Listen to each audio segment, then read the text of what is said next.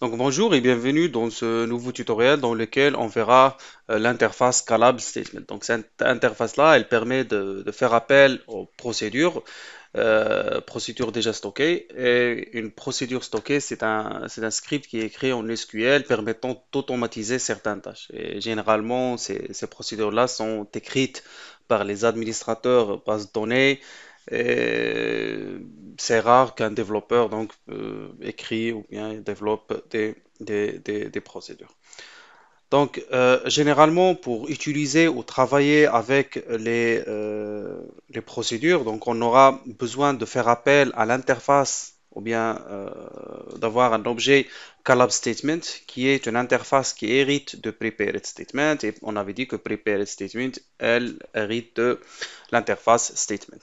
Et comme pour Prepared Statement et le Statement, l'objet il est obtenu par la méthode prepare call d'un objet connexion. Donc, on utilise par exemple pour le prepare statement, on utilisait pstatement.create ou bien prepare statement. Ici, on utilisera notre objet connexion pour créer notre objet callable statement. Et au sein de cette fonction-là, donc cette fonction prepare call, donc elle accepte comme paramètre une chaîne de caractères indiquant la procédure qu'on veut appeler. Et notez bien que le nom ou bien la procédure, donc il a la syntaxe suivante. Donc cette syntaxe-là a été unifiée au niveau du JDBC, vu que différentes bases de données ont différents types de méthodes ou bien de manières pour exécuter ou bien faire appel aux procédures. Mais notez bien qu'au niveau du JDBC, c'est unifié pour différents ou bien pour les différents bases de données existantes. Donc la syntaxe est la suivante. Donc on a si vous voulez, donc trois syntaxes. La première et la forme la plus simple, c'est call et non procédure. Et donc cette syntaxe-là, elle permet de faire appel à une procédure qui n'a pas de paramètres d'entrée ni de paramètres de sortie. Donc les paramètres d'entrée sont tout ce qui est in, les paramètres de sortie ou bien les valeurs de retour, c'est tout ce qui est out. La deuxième syntaxe, c'est call le nom de la procédure. Et on ouvre, donc notez bien ici qu'on a des parenthèses qui sont ouvertes et fermées, donc ici, et qu'il n'y a aucun paramètre là-dedans. Et pour le deuxième appel, donc on a, si vous voulez, une procédure avec des paramètres, et ces paramètres-là, ils sont représentés par le point d'interrogation. Et pour un petit peu, si vous voulez, affecter les valeurs à ces paramètres-là, c'est le même principe que pour les prepared statements. On utilise la méthode set, que ce soit set date, set int, set string, set tout ce que vous voulez. Donc, ça dépendra du type de paramètres que vous utilisez ou bien que vous avez dans la définition de votre procédure. On peut avoir autant de paramètres. Donc, on peut avoir un, 2, 3, ainsi de suite. Donc, cette syntaxe-là, elle permet de faire appel à une procédure avec de paramètres, généralement de type int. Et finalement, on a la dernière syntaxe là, donc c'est à peu près le même principe que l'avant-dernière, mais ici, on fait appel à une procédure qui a des paramètres d'entrée et une valeur de retour. Et notez bien que on a des méthodes get et set permettant de soit fournir des valeurs, soit obtenir les valeurs. Donc, de ma part, moi, j'avais créé certaines procédures. Donc, je vais vous laisser si vous voulez, donc télécharger le fichier et les exécuter et les créer. Donc, ici, donc j'ai créé la première procédure permettant de nous chercher. Donc, elle permet cette procédure-là, elle permet de sélectionner combien d'employés existent dans un département. Donc, cette procédure-là a le premier paramètre qui est du type char et qui est un paramètre d'entrée. Donc, un paramètre d'entrée, c'est juste en lecture seule, qui est le depth code.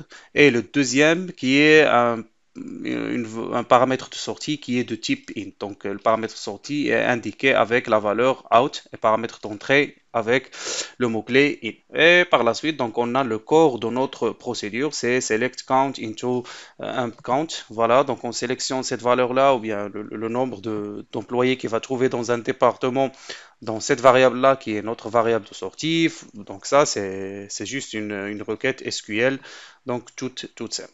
Et aussi, on a la deuxième procédure qui permet de retourner les managers d'un département. Donc cette procédure-là, donc cette procédure, elle permet de retourner combien de managers ont été dans un département. Donc elle accepte comme premier paramètre d'entrée le code du département ou bien son ID et une variable qui va stocker la valeur des managers.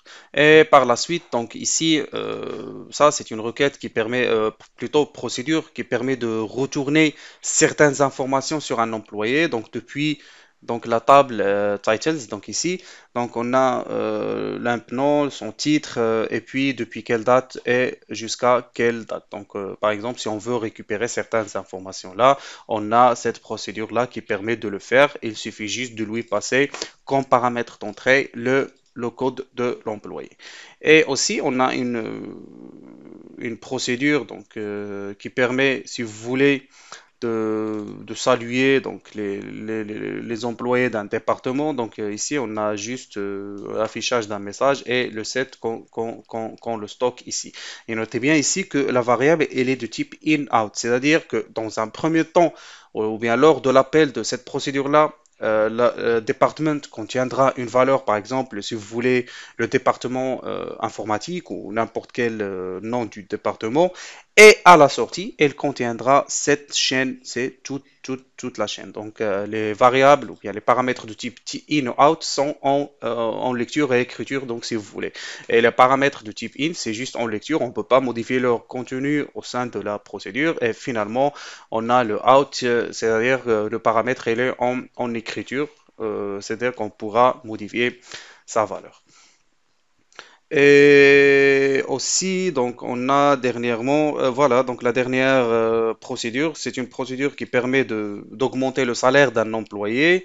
Elle accepte, si vous voulez, donc comme deux paramètres. Le premier, il est du type in et aussi le deuxième, il est du type in. Donc, le premier, c'est le code de l'employé qu'on veut augmenter son salaire et le deuxième, c'est la quantité ou bien combien le montant avec lequel son salaire va être augmenté et on a une requête update qui permettra d'augmenter le salaire avec la valeur qu'on lui avait donnée et ainsi le code. Et notez bien ici, je vais vous afficher donc la liste, je pense c'est show procédure, je pense liste, ouais, je sais pas, statut je pense. Statut, voilà, donc c'est show procédure statut. Donc pour afficher, si vous voulez, donc si vous voulez afficher les procédures dans une base de données, c'est show procédure statut. Et si vous voulez, donc on pourrait filtrer ça encore plus. Donc par exemple le where definer de like si vous voulez. Et puis donc on a euh, et puis et tout ça. Donc voilà, donc mes quatre procédures que j'avais déjà créées.